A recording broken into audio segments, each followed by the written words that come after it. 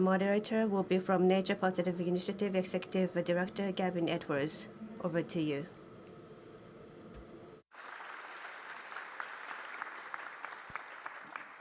Good morning, everybody. Welcome back to day 2 of the Global Nature Positive Summit here in Kumamoto. If I can pull up the slide, that would be brilliant. Thank you very much. So Nature Positive Initiative, quick introduction because it's important for my next couple of introductions. We are a coalition of many different kinds of organizations. Each organization represents a big platform or network across the world, different perspectives, conservation, business, standards and frameworks, academia, and many others as well. And for the last couple of years, we've been working on building a consensus around a very, very fundamental question. How do we know whether nature is recovering or declining? How do we measure that? And how can businesses benefit from that measurement to understand their impacts, dependencies, risks, and opportunities as well?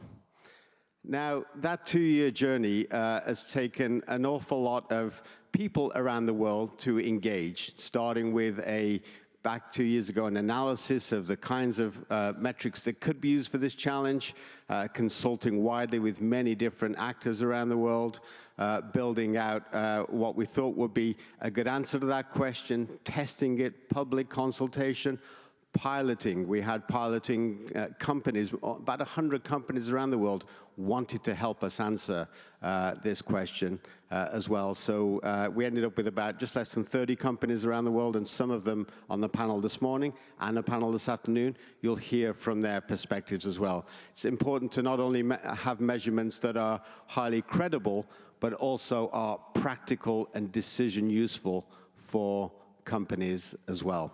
So that's also been a good learning. A final consultation happened just earlier this year, and we're almost there now in terms of what the end result is. Marco Lambertini yesterday in the plenary here on stage gave you a little sneak preview in terms of what the final outcomes of this exercise are going to be. Essentially, they are 4 indicators that look at ecosystem extent, ecosystem condition, species extinction risk, and species populations, and look both at the site where you're operating and the landscape level around you for contextual purposes as well. Now, later this year, in a couple of months' time, we will be publishing not only this, but the technical metrics descriptors, which explains exactly how to measure these indicators, and a 30-40-page guidance document as well. So that is coming soon. We're just in final preparations of that now. And importantly, this is a framework that is going to be embedded within frameworks that many companies are already using or should be using. Task Force on Nature-Related Financial Disclosure, Global Reporting Initiative, Science-Based Targets Network, are 3 examples of where these metrics could be embedded, and we hope those frameworks will make decisions to embed. That will allow companies to begin measuring nature. But why measure nature? What's the motivation of companies and practitioners to do that? And what's the perspective from data providers and metrics and the metrics space as well? We're going to cover all of that in a whirlwind tour in about 40 minutes. So I'm going to now crack on with the panel that we have today. Before I introduce the panel, there is a QR code there. I think everybody knows the drill now. Please click on that QR code. Have a look at a polling question that we've got for you there, which is essentially, and just from memory, what's your organization's biggest hurdle when it comes to measuring nature? We're really interested in feedback on that question, so please go to the poll, and we'll pull up the answers at the end of the session. But for now, let's move on to the panel itself. I'm not going to go into detailed introductions for each. You can see their bios in the program. You can see their names and organization affiliations on the screen as well. And in the interest of time, we really want to hear from these panel members. And I'm first going to kick it off with Grazielle Parenti. Grazielle, Vale operates across vast sensitive biomes. Practically speaking, what motivates you to measure the state of nature in relation to your footprint? And how do you ensure outcomes that are positive for nature as well? feel free to draw on your recent piloting in Para State as well. Over to you. Thank you. Good morning. Thank you for having us here. I have first to start to say what is Vale. So Vale is a Brazilian international mining company. We have been with commercial ties in Japan for the last 70 years. So it's a long history in partnership with customers, investors, and so on. So very glad to be here, to come from the other side of the world. But it matters to be here because nature is important for us. Nature Positive Initiative is also very important for us. And why are we engaging on this? Because being a mining company, we are absolutely a nature-based business. So understand the impact that we cause on nature and also understand why nature is so important for it. Why it's important? It's important for water regulation, it's important for land restoration, it's important for climate stability. So these are risks that are around our operations. So nature is crucial for that. Also, it's important to say that we have been among our industry, but companies, global companies as a whole, on the forefront of measurement and disclosure. We know that if we don't measure, we don't know what to do exactly with that. So we have been the first early adopters of TFND, all the reports related to sustainability. And why that? Not just because of regulation or compliance, it's because we understand that transparency is very important for our stakeholders, means investors, customers, the society as all.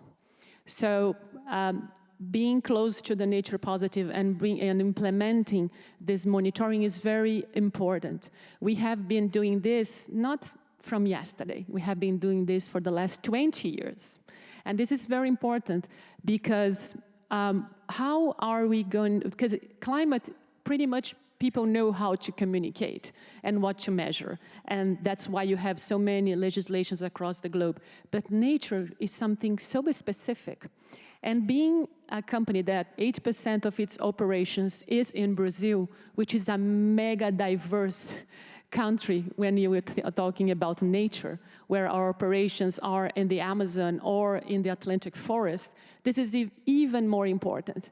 And in nature, diversity is also an important element to see how are we going to measure it? Is it the same thing as measuring in Japan, in Europe, in US?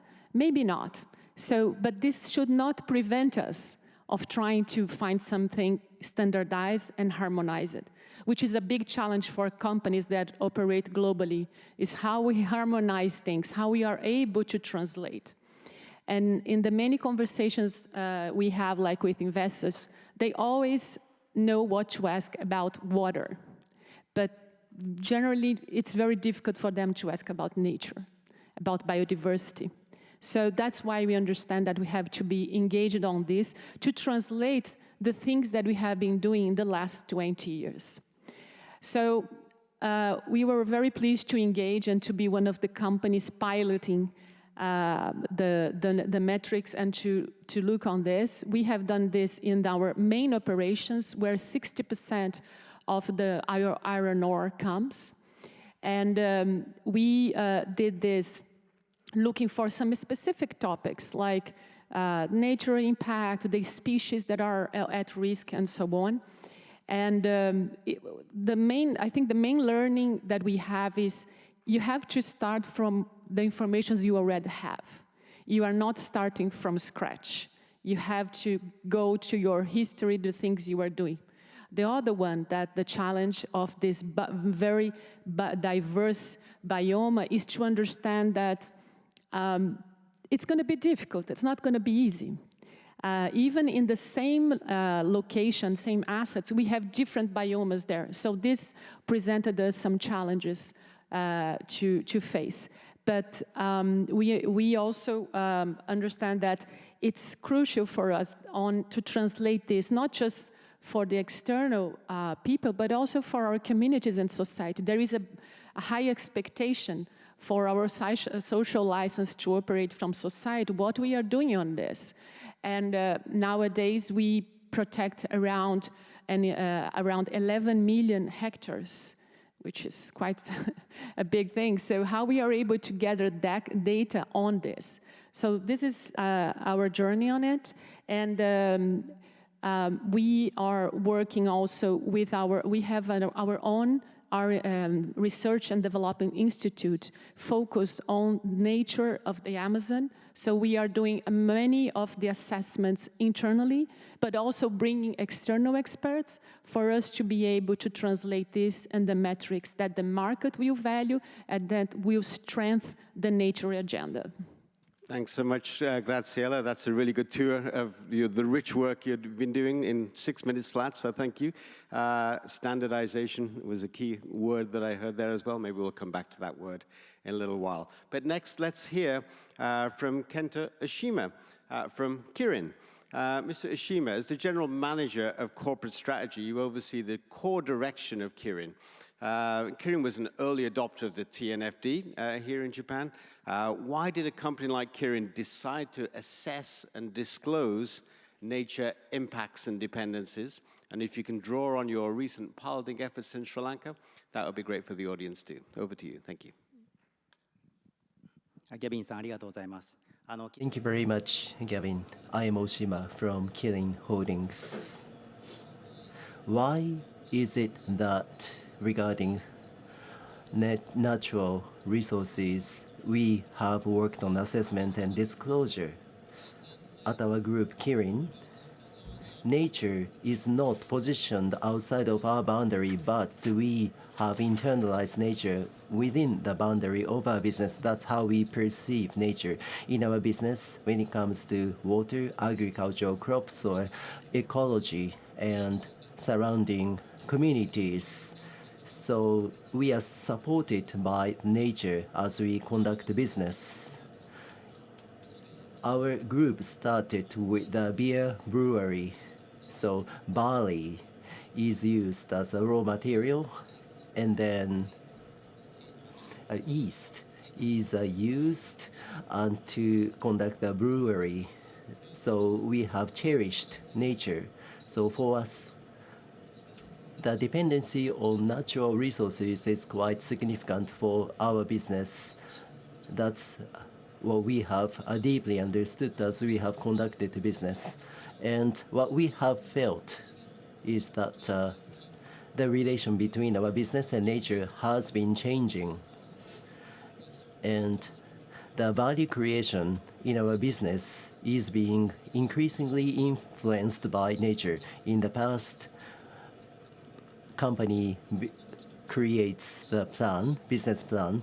At that time, nature was considered as a given, something that exists all the time. So we made that kind of assumption in the past, but such assumptions are changing, and we vividly have that sense. For example, when it comes to beverages and beer, and a supplement or health science and pharmaceutical business that we operate, but especially when it comes to beer and beverages, impact of climate change is being felt. For example, in 2023 and 2024 in Brazil, oranges had poor harvesting due to the weather event, and we use a lot of oranges as raw material. So procurement cost was severely impacted as a result.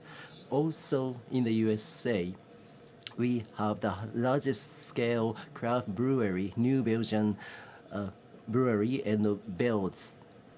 So those are the brands and the craft breweries that we operate in the USA. And in Asheville, North Carolina, we have a plant. And you may recall this, but in September 2024, Hurricane Helena hit. And due to flood, our plant was severely damaged. So our operation was suspended. And we were severely damaged. So we are dependent on nature. So when it comes to value creation, our value creation is greatly influenced by nature. So as Gavin said, why we decided to engage in nature, we wanted to fully and deeply understand the essence of nature. So by understanding nature, in our entirety of value chain, we felt the importance of understanding the risks and opportunities of nature in value chain so that we can enrich our management plan. And TNFD and other frameworks and science-based approach and NPI's strong initiatives. So in a way, in creating the common language that we can speak with the stakeholders, it was quite effective. For example, internally within our organization, not just us, but we have a finance department, procurement department, and we have many group companies in various areas. So we need dialogue when we execute initiatives. And when we have initiatives, we need common language or a common numerical framework, because such common framework will drive our initiatives. But in the past, whether we, instead of discussing whether to work on nature, but instead by engaging in this kind of nature, we look at what kind of raw material and in what landscape we can clarify our prioritization, priority, and clarify what area we should focus on. In that sense, NPI pilot. So from a food industry, I think we are the only participant from Japanese food industry, but in Sri Lanka. Well, Kirin has a black tea product based upon the tea imported from Sri Lanka, where we have a farm and we have implemented pilot initiatives in Sri Lanka. And in Sri Lanka, in our pilot, well, in the past, before the piloting in Sri Lanka, we had a winery in Japan, Chateau Merchant winery in Japan. And from long time ago, farm and agriculture and business were considered as conducive to conservation of biodiversity. So that was our view. And to what extent are we making contribution? Since more than 10 years ago, we have conducted ecological surveys such as the rare species, and we have started initiative of conducting measurement. So now we participated in the pilot of NPI in Sri Lanka. That's because we were fully aligned in thinking, so it was not so difficult for us to get involved. And lastly, we took part in such initiative, and our winery was our internal initiative, but this time this is NPI's initiative. So by taking part in it, we could paying more attention to the upstream of supply chain, so landscape and river basin, and we could expand our initiative. It was a wonderful experience, and what was quite challenging for us is, as you know, the farmland involves many stakeholders, producers, suppliers, and NGOs, and there are many stakeholders in upstream of supply chain. So we had to spend enough time in building a relation of trust. So social capital had to be built. That's what we strongly felt. Thank you. Ms. San, nature is core to your business, therefore you measure nature. Very, very important to exactly what Kirin does. Let's move on now to Sekisui House. Yuki Isaka, a question for you. Sekisui House has been on a long journey, moving from addressing impacts and managing nature-related risks in its supply chain towards more positive outcomes for nature as well. So I understand that measurement has also played an important role in your journey. Could you tell us about your experiences and what you've been learning along the way? Thank you. Thank you for that question. I am Isaka from Sekisui House.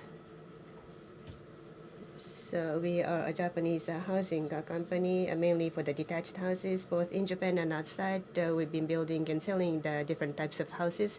So earlier question, going back to the earlier question, for the long journey, I'd like to share our experiences a little bit. Now, the impact to nature, about 20 years ago, with 2 points on the nature capital, we've been engaged in the nature capital from 2 perspectives. One is that as we are a housing company, we use different types of steels and concrete and different types of materials. So we are a material-intensive business. So for this kind of business, what kind of impact that we will bring about to the nature, we need to understand the impact. That's where we started our journey. There are a negative portion, so we wanted to bring it from a negative to 0 from a responsible procurement perspective.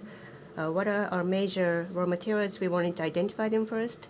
And then, of course, we use a lot of wood as well. So mainly around timber or wood. In 2007, we put together the guidelines for procuring lumber or the wood. And for the local suppliers, we visited the local suppliers and conducted due diligence as well. So what kind of a negative impact are we causing to nature by understanding? And we're one of the early adopters of TNFD, and every year we've been disclosing the information. So that's our efforts toward 0. And next, towards nature positive direction, those were not sufficient. Therefore, another perspective that we've been promoting is from 2001. In the yards of the company's houses, the traditional species, to plant the traditional trees in our clients' gardens. So this is called the 5-tree plan. So that is to bring 0 to positive, to generate more opportunities. That's the positioning of this. And this shall be included in our main business to promote this initiative. And so we started this 25 years ago. So planting trees, but it's not CSR activities, but rather this is for the customers to pay to buy these trees for them to plant in their garden. So we have to have customers understand the concept. So not necessarily for the benefit of nature, but for their living. If they have trees here, then they can enjoy more life. They can enjoy living in the house. For our designers to propose that, we can engage the customers and increasing this. And we already reached 20 million trees. Those traditional trees that have been planted in the gardens of our customers. So the product and nature positive can be packaged together in a seamless way.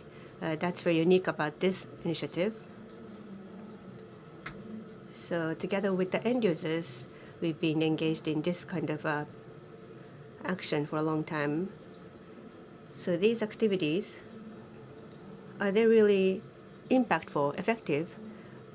Think Nature, the trusted partner, together with them in 2001, we did the quantitative measurement assessment and scientifically increasing the species, the birds and butterflies. So we're able to see the nature positive impact and outcome. So we can have a trust to propose this to the customers. And now this year we're commemorating 25 years of that. And we did an update. And yesterday we shared with you the white paper. So from a scientific perspective, to verify the impact is what we have done. Now going forward, what are we going to do?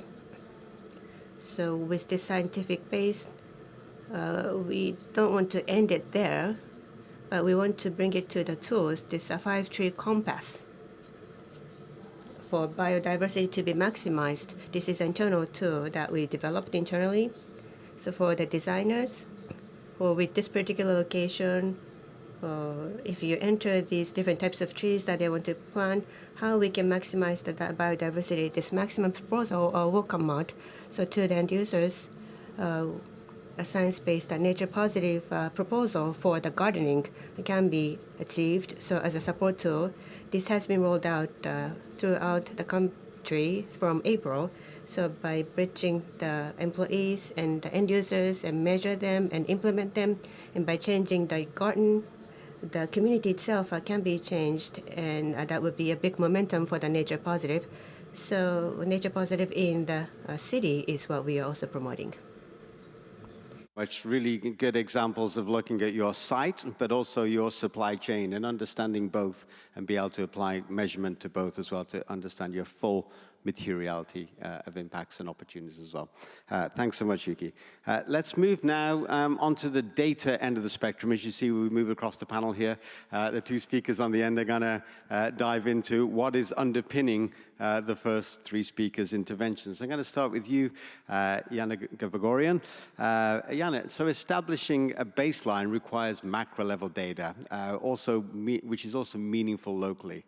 How are Earth observations and tools coordinated by GEO, such as the Global Ecosystem Atlas, I'm sure you'll mention, providing corporations with credible, scalable, comparable, and accessible ecological data that they need to start measuring? And how are your efforts helping standardize data as well?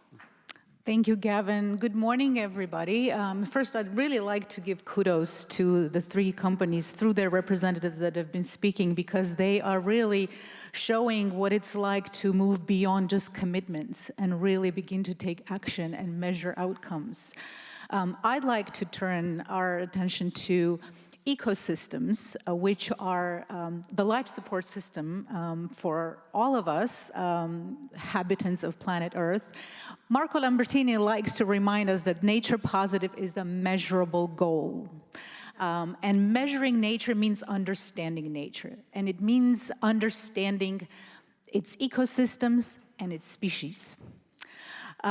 You, Gavin, in your opening gambit, showed us the State of Nature matrix, and the first two ones were about ecosystems, extent of ecosystems, how much there is, and condition of ecosystems, how are the ecosystems are doing.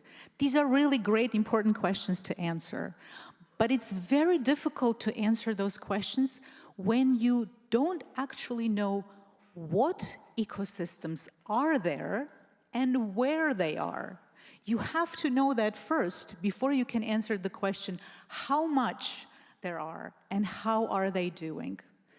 To be able to advance intelligently with evidence towards that destination that we have set for ourselves, the nature positive goal, we have to know our baseline. We have to know our current context, and then measure and assess our progress from that point onwards. The reality today is that despite the abundance of data, we actually, as a global collective, don't have one standardized common reference about the world's ecosystems. Those of you who were here yesterday during the opening, Her Royal Highness Princess Takamoto spoke about the forests in Japan, and if you paid attention, she actually distinguished among 6 different forest types. And there is a really good reason for that, because a forest is not just one forest. Because cloud forests, montane forests, boreal forests, tropical dry forests, they all function differently. They support different biodiversity. They store carbon differently. They face different threats. They respond to interventions differently. If we don't understand and distinguish between different ecosystem types, then we're not really able to measure and assess whether our investments are being directed into places where they can make the greatest impact, whether our policies and actions are helping us bend that curve of nature loss. Again, remember Marco's slides yesterday, there was that curve that we have to bend and flatten. Today, we are not in the position to answer basic questions like, what ecosystems are there? How much? How are they changing? Where are they? This is precisely the challenge that the Global Ecosystems Atlas Initiative has been set up to address.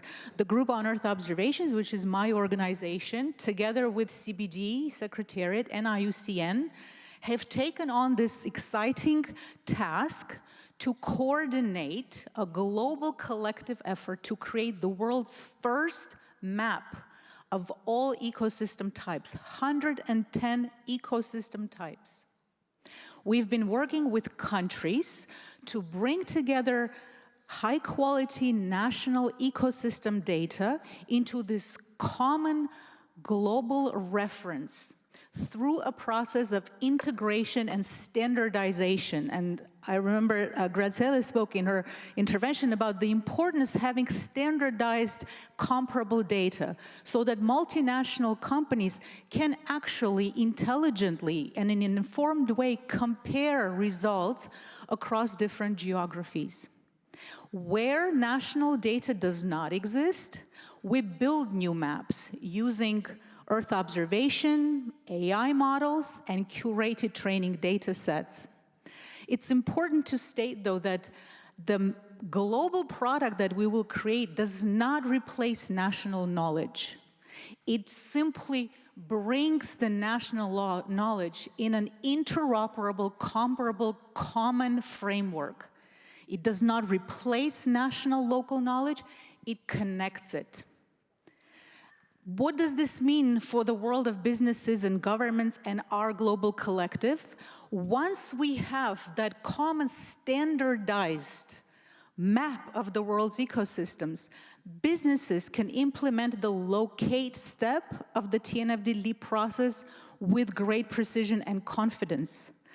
Companies can begin to measure the extent of ecosystems universally when implementing state of nature matrix. Financial institutions can lend to projects in places where they can have assurance that the investment will actually have the right impact, that that investment is going to help us bend that curve of nature loss. For all of us, as the global community, importantly, it will give us that observational layer where the data continuously and consistently is updated to show whether we are actually on track towards that nature positive goal and allow us to make course corrections when we drift off, to be able to shift our investments into the places where that investment is most needed. In effect, it becomes our navigation system so that we can, with confidence, fly on the path to the nature-positive world. And I'm delighted that in just a few short months, this first product will be brought online.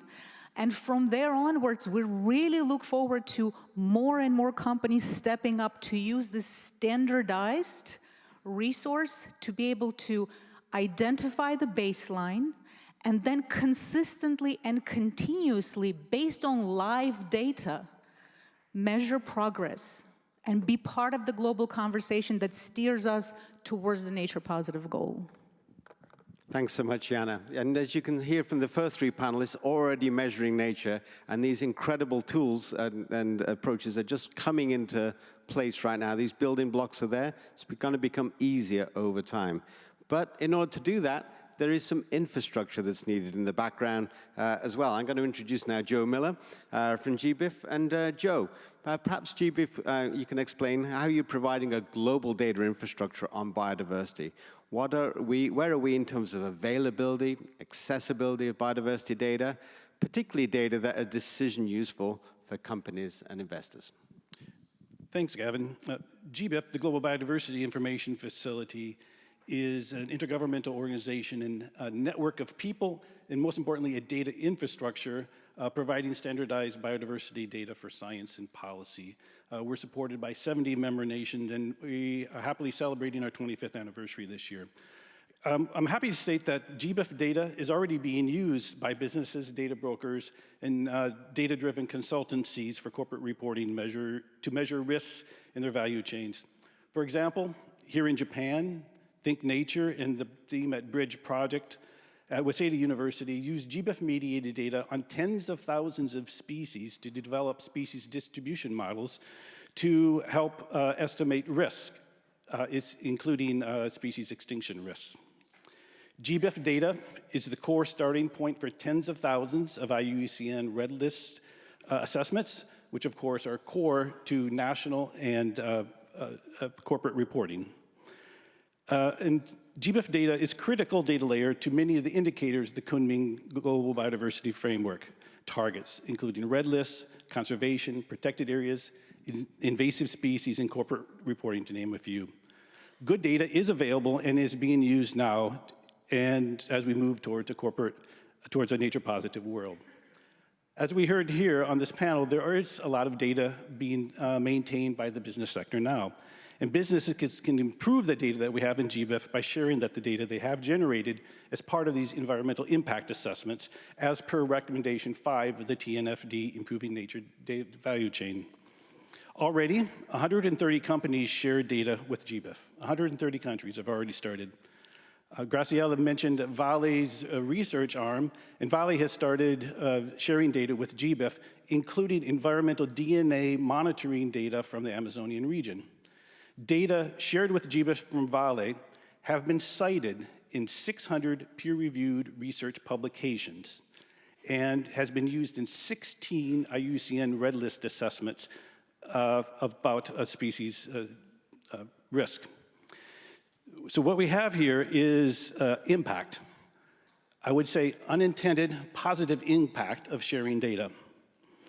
We encourage all companies to share data.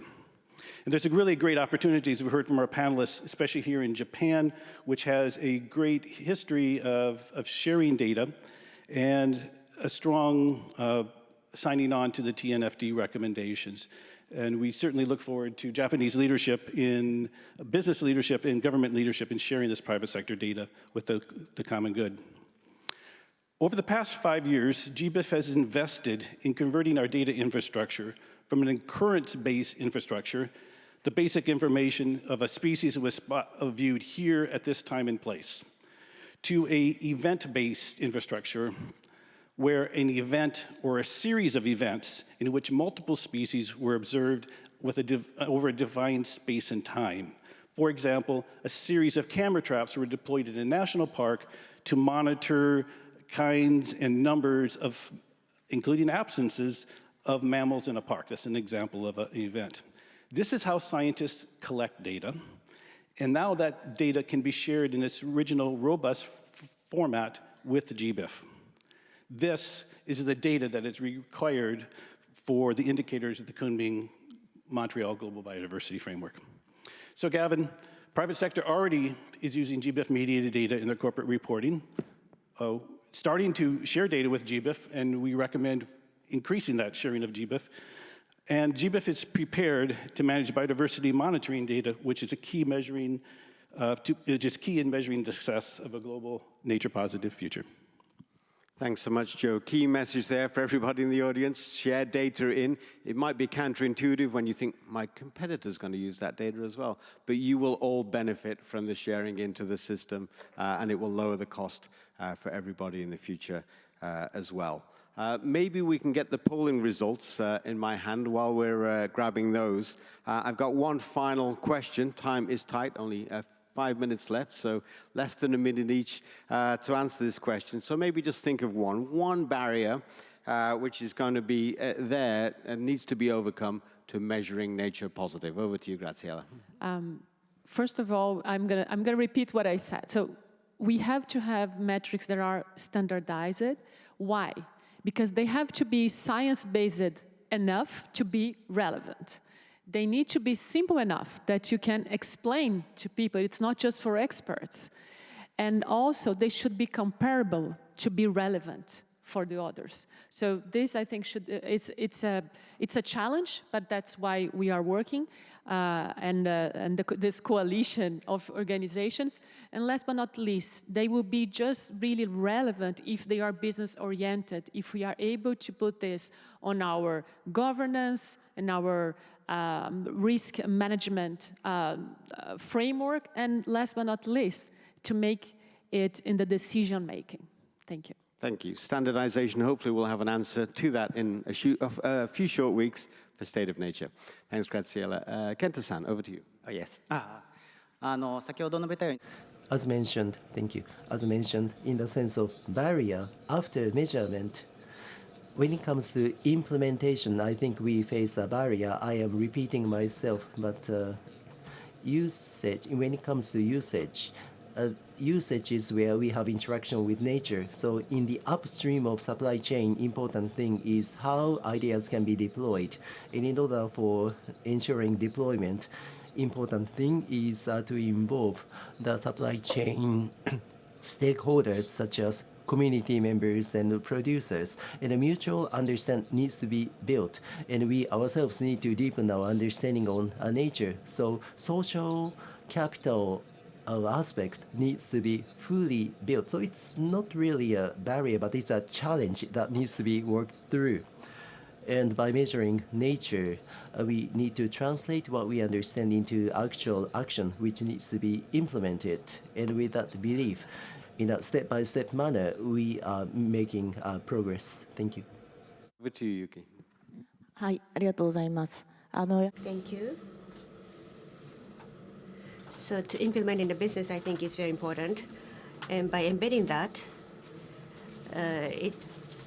it's not good enough for one company to work it on our own. So how we can expand that? One is about sharing information, as was mentioned earlier, about what we have published, the white paper, and the competing other housing manufacturers together with them for the nature positive in garden. We did actually collaborate with the competitors. So we need to increase the number of peers, regardless of the industrial sector, to expand these efforts beyond the industries is very important. Over to you. Well, from our side of the fence, I think one of the barriers, and we're all very much keenly aware of this and are working to address it, we need to simplify the data ecosystem, the infrastructure ecosystem for our private sector users, government users. We understand that to you it may seem like a Wild West out there with so much data, so many different tools, and we're really working on making sure that we integrate our work in such a way into sort of a complete kind of streamlined stack to remove friction, so that for you, it becomes frictionless to actually use the data. So you don't have to really do the hard work convincing your C-suite and your executive management that you have to use the data. But the data will just be there. Brilliant. Joe. Yes, I want to flip your obstacle to opportunity. It's all about collaboration. Collaborating with organizations that want to share data so we have more and more valuable data. Collaborations with the data users so that we can get the data to data users in the format and the standards that they require. And with like organizations like GEO so that point-based occurrence species data can be integrated with the ecosystem atlas. That will be a very future valuable data resource for all of us going forward. Collaboration is the key. Thanks so much, Joe. And could we just get the polling questions back up on the screen, please? We're just going to do a quick tour of them as well.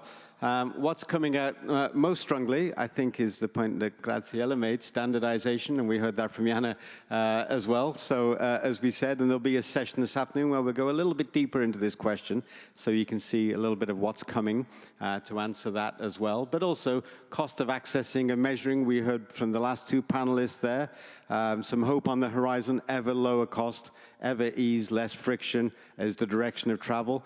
But that is not a reason to delay until all those building blocks are in place, because companies are already measuring, and we've heard three great examples already. Complexity of measuring, lack of standardized guidance. Standardized guidance is going to be on its way as well, and there's some plans over the horizon to build a system, a nature measurement protocol, which is going to help standardize methodologies and make it easier. As well, and then internal capacity gaps as well. 20, 30 years ago, companies were struggling with carbon, and they built their carbon literacy. Today, companies are going through that same learning curve on nature and building nature literacy as well. And those early movers, as we heard from panel members here, are benefiting from building that capacity sooner as well. So that's my final message. Measuring nature is essential. It's going to be decision useful, to you as a company. There are many, many reasons that we can hear throughout the two-day summit on why it is essential, why it is at the heart of this challenge, but also at the heart of the business decisions you need to make as well.